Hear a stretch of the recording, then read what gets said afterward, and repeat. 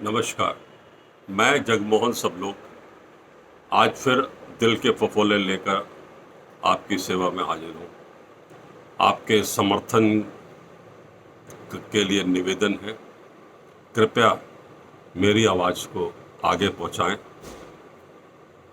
शायद इससे पीड़ितों की आवाज़ को दम मिलेगा। तो आज का दिल का फफोला मैं पेश करता हूँ। मोदी पापे को ही मैं दिखाता हूँ हमेशा, क्योंकि वो इस वक्त तख्त पर है, उनके हाथ में सत्ता है और उनसे गुहार लगाना ही वक्त की मांग है। तो मोदी पापे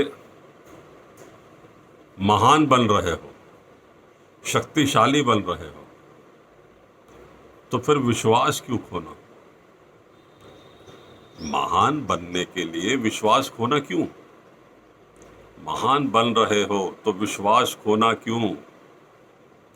अन्याय से पीड़ित बुझी राख है तो क्या?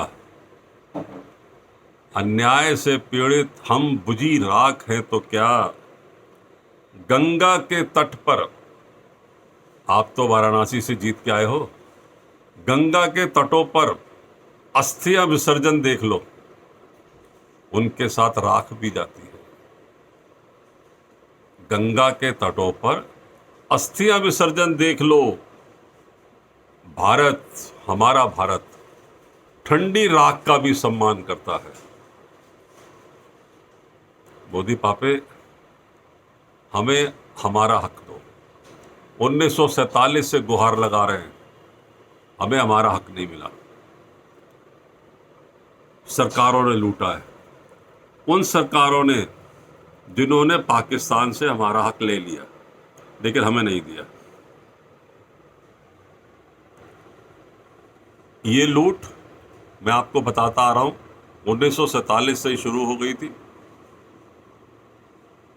पाकिस्तान से लुटे पिटे कटे मरे हम लोग आए, मेरे बुजुर्ग, और यहां आकर के भी लूट जो थी वो शुरू हो गई।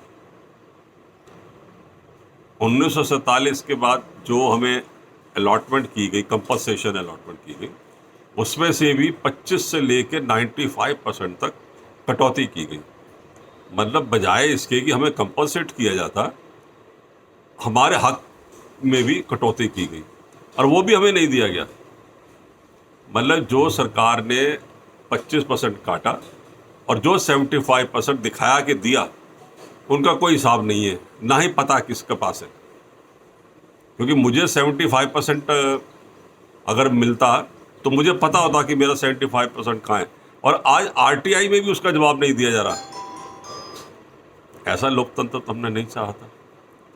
इस लूट पर पर्दा डालने के लिए 2005 में ब्लैक एक्ट लाया गया, 38।